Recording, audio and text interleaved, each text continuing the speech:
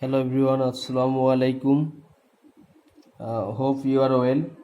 We start today's class now. Today I will show you extra CQ number 3 from this chapter 2.2. So let's get started. Selling a watch at Taka Steam selling a watch at Taka 735. The loss is 16%. Number A, if the buying rate of orange is taka 175 per dozen and selling rate is taka 210, what is the percentage of profit? Number B, find the buying price of the watch. Number C, what would be the price of the watch if a profit of 16% is to be gained by selling it? Okay, এটাই আমাদের step. এখন দেখো এটা সলিউশনটা। Solution number 1 অর্থাৎ এখানে আমার ইয়েতে দেয়া আছে প্রশ্নের if a buying rate of orange is taka 175 per dozen and selling rate is taka 210, what is the percentage of profit? তো the selling price of 1 dozen orange is taka 210। এখানে দি সেলিং প্রাইস অফ লিখবো আমরা দি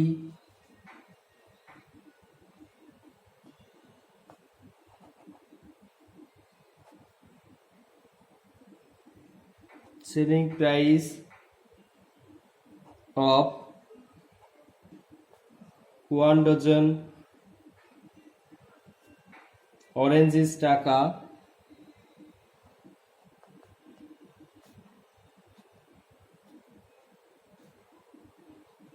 210.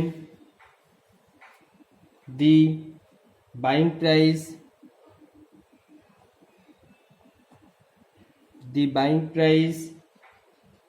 of 1 dozen orange is টাকা 175. So এখানে আমাদের কি হচ্ছে, প্রফিটটা হচ্ছে, কারণ এখানে আমাদের সেলিং প্রাইসটা বড় আর হচ্ছে অর্থাৎ বেশি আর বাইং প্রাইসটা কম, তাহলে এখানে কি হয়, প্রফিট হয়। সো প্রফিট ইকুয়াল টাকা, এটা 210 থেকে 175 এখানে আমরা মাইনাস করলে আসবে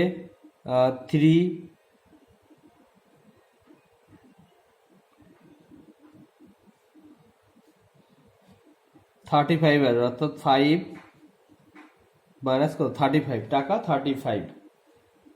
এখন আমার যেটা বের করতে বলছে হোয়াট ইজ দ্য পার্সেন্টেজ, আমাদের পার্সেন্টেজ বের করতে হচ্ছে। পার্সেন্টেজ মানে আমরা কিসে বের করি, 100-এ বের করি। তাহলে টাকা 175, দেয়ার ইজ এ প্রফিট। এই আর সবসময় profit and loss fully depend করে কার উপর, বাইং প্রাইজের উপর বা কস্ট প্রাইজের উপর, বাইং প্রাইসের উপর বা কস্ট প্রাইসের উপর। তাহলে এখানে আমাদের বাইং প্রাইসটা কত দেওয়া আছে 175, এই 175 টাকায় হচ্ছে আমাদের প্রফিট হচ্ছে 35। তাহলে আমরা লিখব টাকা, দেন টাকা, দেন টাকা 175, there is a profit of টাকা, there is a profit of টাকা 35।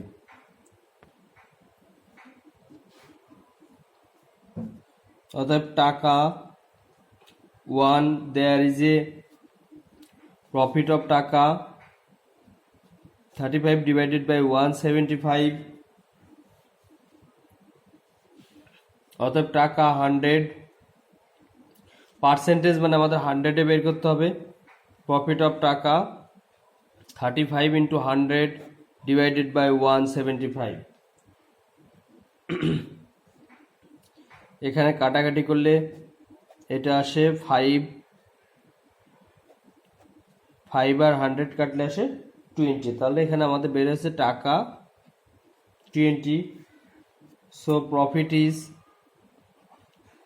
therefore profit is 20%। এটাই আমার অ্যান্সার। তাহলে আমরা আগে প্রফিটটা কত টাকা সেটা বের করলাম। এবার প্রফিট লস যেটাই বলি সেটা ডিপেন্ড করে কস্ট প্রাইস আর বাইং প্রাইসের উপর। তাহলে এখানে আমাদের বাইং প্রাইস কত আছে 175 টাকায় প্রফিট হচ্ছে কত 1 টাকায় কত পার্সেন্টেজ বলছে মানে 100 টাকায় কত আমরা সেটা বের করলাম। এবার আসে আমরা বিতে find the buying price of the watch. Find the buying price of the watch, এটা আমরা এখন আসবো নাম্বার বিতে।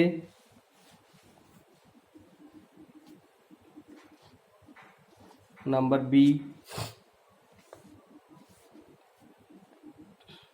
কস্ট প্রাইস যদি আমরা 100 দিই তাহলে 16% লসে সেলিং প্রাইস কত সেটা আমরা বের করবো। আগে লিখবো if the cost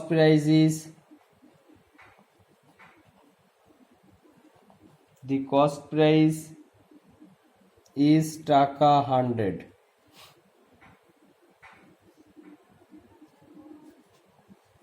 so 16% loss, the selling price is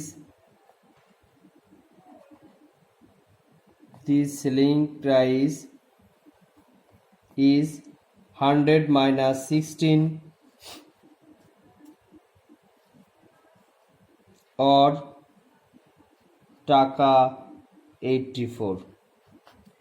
তার মানে আমাদের 16% লসে সেলিং প্রাইসটা কত হবে 84 টাকা। এবার সেলিং প্রাইস যদি 84 টাকা হয় তাহলে কস্ট প্রাইস 100 টাকা, 1 টাকায় কত, আর আমাদের সেলিং প্রাইসটা দেয়া আছে স্টিম্পে কত 735। তাহলে আমরা লিখবো selling price is if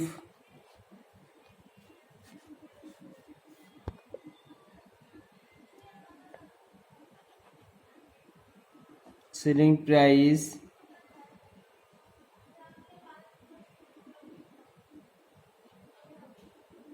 is টাকা 84, then the cost price is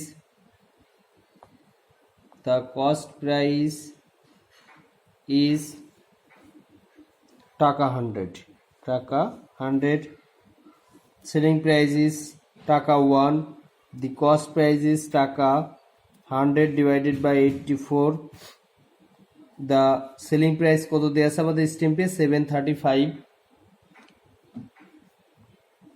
the cost price is টাকা 100 into 735 divided by 84।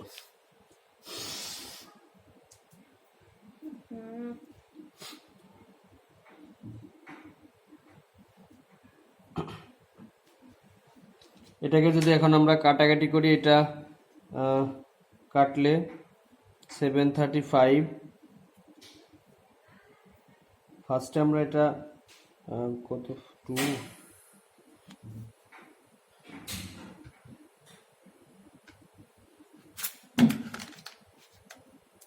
84 কে আমরা 2 দিয়ে ডিভাইডেড করলে থাকে 42, এটাকে 2 দিয়ে ডিভাইড করলে থাকে 42, এটা 2 দিয়ে ডিভাইডেড করলে হয় 50,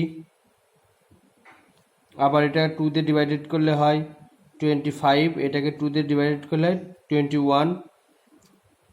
এবার 735 কে 21 দিয়ে ডিভাইডেড করলে আসে 35, এটা আসে কত 35 আর 25 ইন্টু করলে ইন্টু 25 875, এখানে আমার এই মানটা আসে, এত কি হবে 875 টাকা হবে, এত টাকা। তাহলে এই টাকাটা হচ্ছে দি cost price of watch it 16% লসে কস্ট প্রাইসটা আমাদের কত আসছে 875 টাকা। তাহলে লিখবো দেয়ারফর কস্ট প্রাইস টাকা 875, এটাই অ্যান্সার। এবার আসি আমরা নাম্বার সিতে। C number, what would be the price, C নাম্বারটা আমাদের দেয়া আছে what would be the price of the watch if a profit of 16% is to be gained by selling it? তাহলে দেখো সি নাম্বার আমাদের একইভাবে কস্ট প্রাইসকে যদি আমরা 100 ধরি তাহলে 16% লসের সেলিং প্রাইস কত একইভাবে আমরা বের করব একদম সেম এই প্রথমেই কাজটুকু একদম সেম আগে লিখবো if the cost price is টাকা 100 so 16% loss the selling price is 100 minus 16 or টাকা 84 এই পর্যন্ত আমরা একইভাবে বের করব এটা বের করার পরে এখানে আমাদের যেটা বলছে 16% is to be gained by selling it তাহলে এগেইন আমরা এখানে লিখলাম আগে from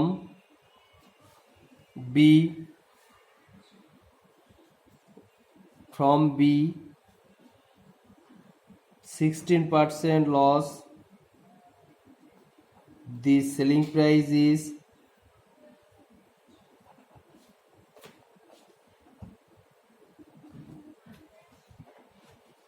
84 টাকা এবার again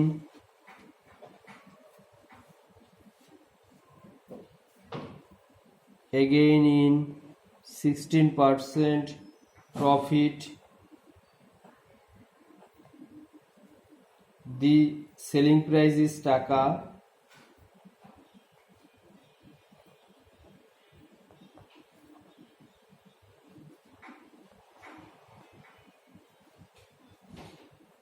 hundred plus 16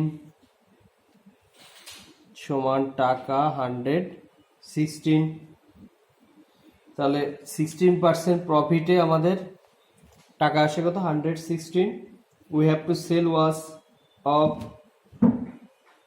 now we have to sell was of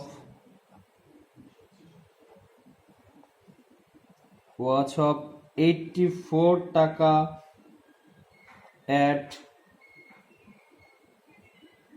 16 টাকা অর্থাৎ 84 এর টাকা আমাদের কত টাকা ইয়ে করতে হবে 116 তাহলে therefore 1 টাকায় কত 116 divided by 84 আর হচ্ছে therefore 735 টাকায় কত আসে এত টাকায় আসে 116 into 735 স্টিম্পে আমাদের দেওয়া আছে ডিভাইডেড বাই 84 এটাকে কাটাকাটি করব আগে আমরা একইভাবে কাটি এটাকে যদি আমরা প্রথমে 2 দিয়ে কাটলে 42 এটাকে 2 দিয়ে কাটলে আসে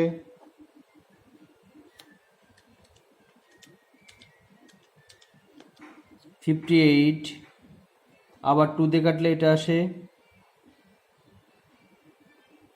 48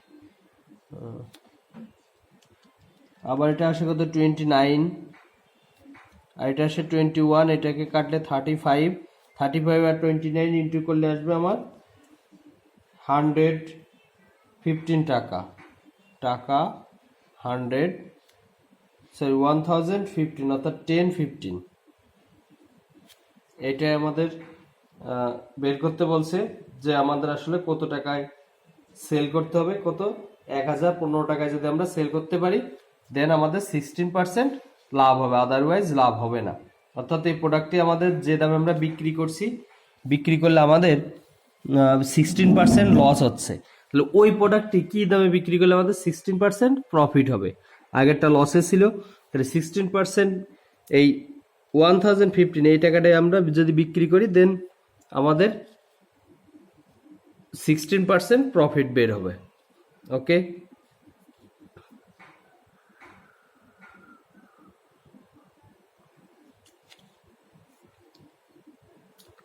now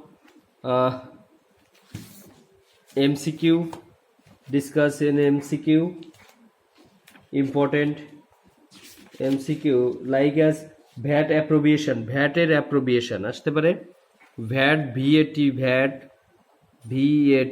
এর appropriation বা ফুল নেমটা এটা হচ্ছে VAT ভ্যালু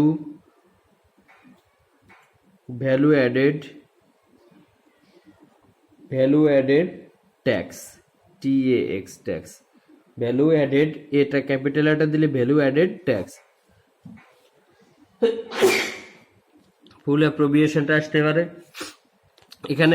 ভ্যাটটা আসলে আমরা যে শপিং মলে যাই সেখানে আমরা ক্যাশ কাউন্টে টাকা দেওয়ার সময় যে এক্সট্রা 100 টাকায় 4 টাকা বা 4% যেটা বলি বা 5% যে টাকাটা দিই ওইটা আসলে ট্যাক্স। এটা ফুল অ্যাপ্রোবিয়েশন, ভ্যালু অ্যাডেড ট্যাক্স। এবার আমাদের প্রফিটের ক্ষেত্রে কোনটা বড়?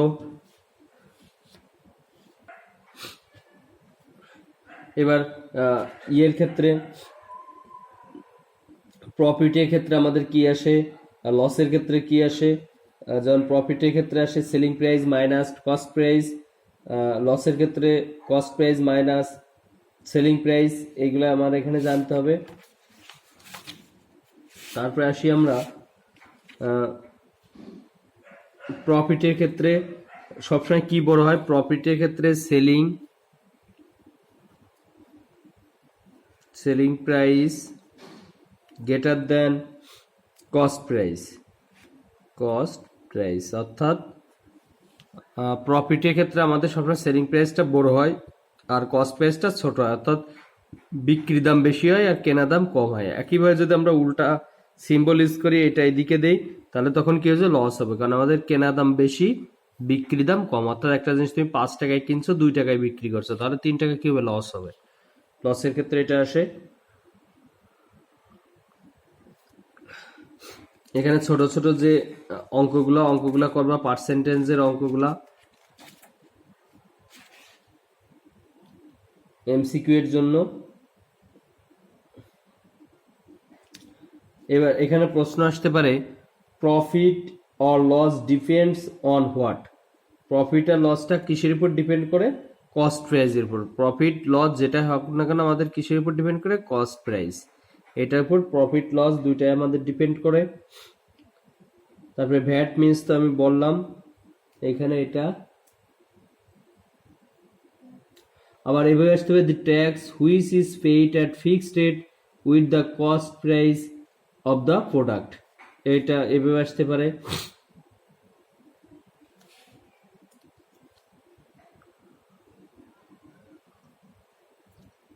তোমাদের নেক্সট ইয়েতে যেহেতু এই চ্যাপ্টারের উপরই সিটি, এটা ভালো করে এই অধ্যায়গুলো প্র্যাকটিস করবা। তো ঠিক আছে,